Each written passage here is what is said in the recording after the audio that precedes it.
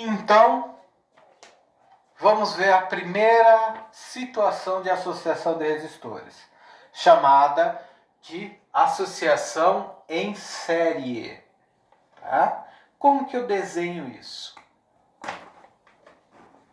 Aqui, minha fonte de tensão. E aqui aparece o meu primeiro resistor.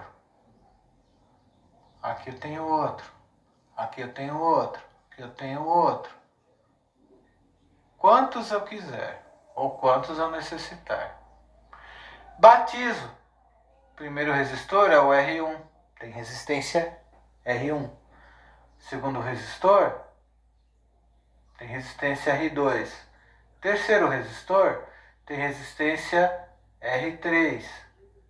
R4, tá? Infinitamente, até o Rn. Por quê? Porque Rn pode ser qualquer número que você quiser. Milésimo, bilionésimo, trilionésimo. Se for uma chapinha dos processadores mais modernos, você tem milhões e milhões. Então vai ser R milhão aqui, tá? Então você pode ter a partir de dois resistores associação em série. Qual é o detalhe? Qual é o detalhe para você saber se os resistores estão ligados em série ou não? Finge que você é um dos elétrons da corrente elétrica e faz o caminho da corrente. A menor coisa que você tem que fazer, é a dica que eu tenho para te dar. Tá? Se eu fosse um elétron, eu sairia do polo positivo e iria para o polo negativo. O que eu teria que fazer? Eu sou meu elétronzinho, né? Sou um elétronzinho, estou saindo daqui. Sair daqui, ó, o sentido da corrente elétrica. Ele vai fazer esse caminho buscando o outro polo, né? Tá.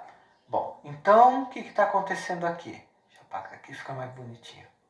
Pronto. Ficou mais bonitinho ou menos feio, sei lá. Saio do polo positivo e encontro na minha frente o resistor R1. Eu não tenho como desviar dele, porque se eu puder eu desvio, tá? Você não quer achar resistência, você quer o caminho mais fácil. Se tiver um caminho fácil, você pega, mas não tem outro caminho. Então você tem que vencer essa resistência. Você atravessa ele aqui.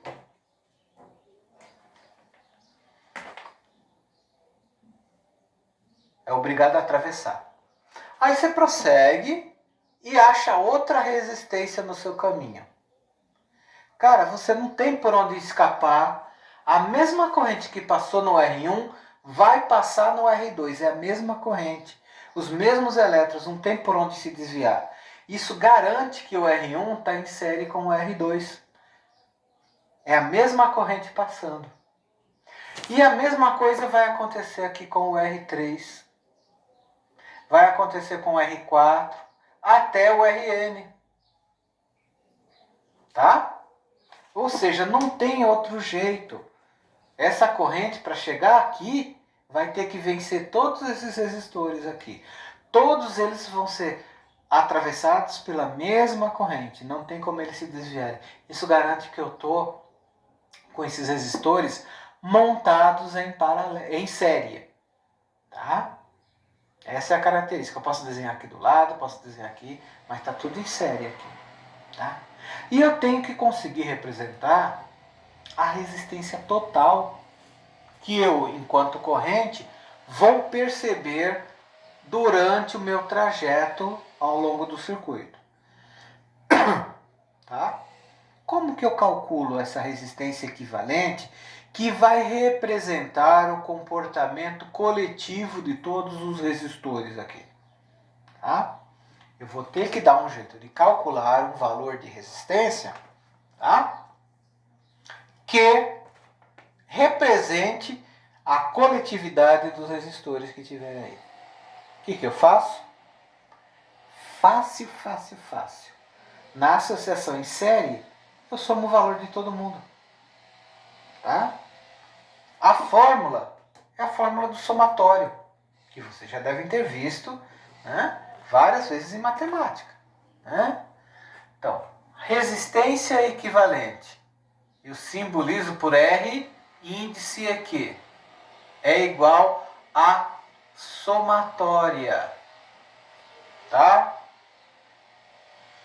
de R, I, onde I vale de 1 até N.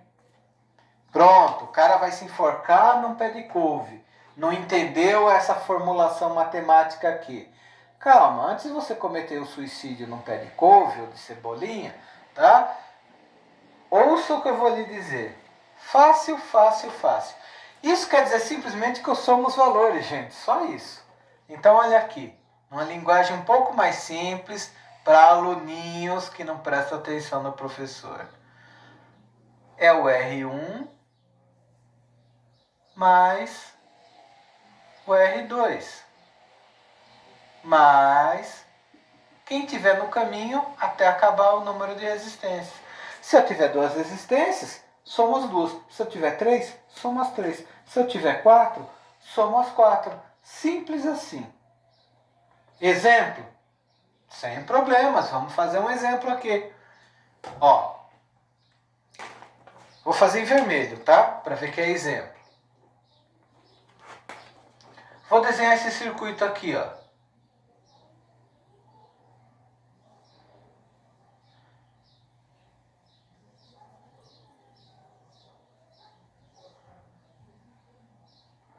Vamos dizer que aqui eu tenho 10 ohms. Vamos dizer aqui que eu tenho 20 ohms. Qual vai ser a minha resistência equivalente? Primeiro eu vejo. Eles estão em série? Então, como que eu sei? Saio daqui, sou a corrente, passei nesse resistor. E aí eu sigo o caminho e passo no outro. A mesma corrente que passou nesse, passa nesse daqui, ó. Mesma corrente, tá? Mesma corrente. Então isso garante que esses dois estão em série. Qual vai ser a resistência equivalente? Muito simples. É o R1 mais o R2. 10 mais 20, 30 ohms. E aí eu represento dessa maneira.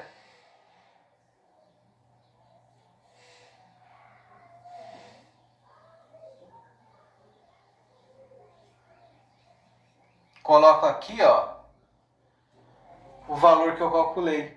Esse circuito que eu redesenhei com o valor da resistência equivalente é chamado de circuito equivalente.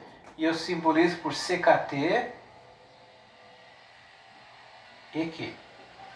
Circuito equivalente. Esse circuito equivale a esse daqui. Tá? Não é o mesmo circuito, ele tem o mesmo comportamento.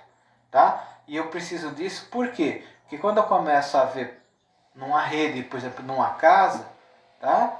Todos os dispositivos na casa tem que dar um valor de resistência, tá? Para mim calcular qual é a largura de fio que eu uso na casa para não pegar fogo, para não dar superaquecimento, não dar incêndio, qual é a carga que a casa vai representar quando for ligada à rede pública. Tem tudo isso. Quando você vai pedir para sua casa ser ligada à rede pública, você constrói uma casa, você tem que apresentar isso daqui. Normalmente você pede para um eletricista fazer, né?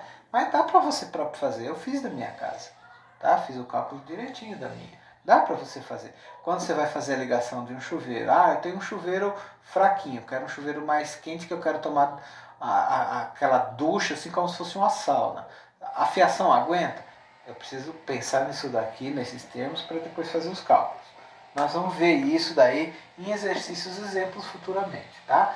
Vou fazer um cálculo um pouquinho mais complicado para vocês aqui agora, tá? Só para vocês verem que não, apesar do cálculo ser mais complicado, complicado não quer dizer difícil, tá? Complicado quer dizer que tem mais operações para fazer. Ó, vamos dizer que eu tenho essa situação aqui, ó.